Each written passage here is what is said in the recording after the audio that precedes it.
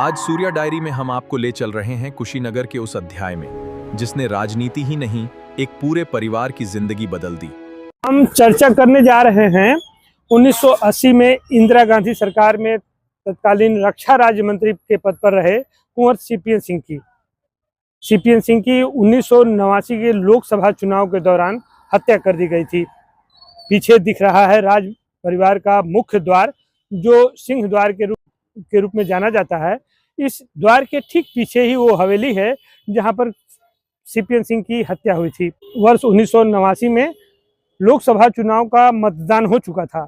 मतगणना के ठीक एक दिन पूर्व सीपीएन सिंह का हत्या उनके पारिवारिक कारणों से उनके पैतृक निवास में हुआ था। इतिहास के पन्नों को अगर पलटें तो उसमें स्पष्ट दिखाई देता है कि पारिवारिक विवाद कुछ ऐसा था कि उनकी हत्या के पीछे उनके भाई डीपीएन सिंह को माना जाता है। कार्यकर्ता जब घर के अंदर पहुंचे तो सीपीएन सिंह वहां पर मृत पड़े थे और उनके पुत्र आरपीएन सिंह, जो वर्तमान में यहाँ के सांसद हैं, उस दौरान उनके भी पैर में चाचा ने गोली मार दी थी।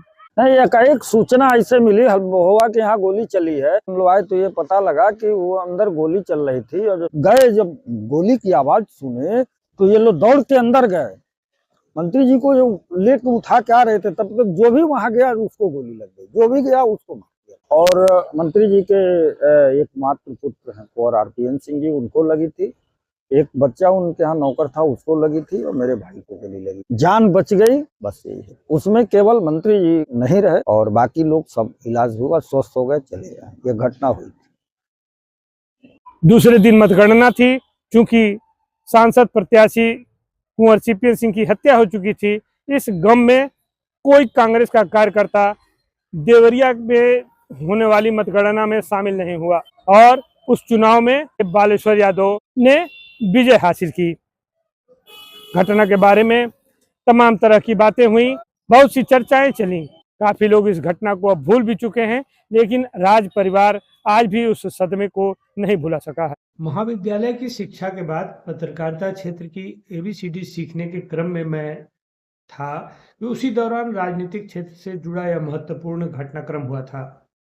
कुछ तो मैंने देखा था और कुछ इतिहास के पन्नों से समेटा गया। डायरी के पन्नों को पलटने के क्रम में ऐसी ही घटनात्मक और रोचक जानकारियों को हम आगे भी सूर्या डायरी के माध्यम से साझा करते रहेंगे। वीडियो को आप देखें, सुनें और उसके बाद प्रतीक्षा रहेगी आपके लाइक, शेयर के साथ कमेंट बॉक्स में प्रतिक्रिया की।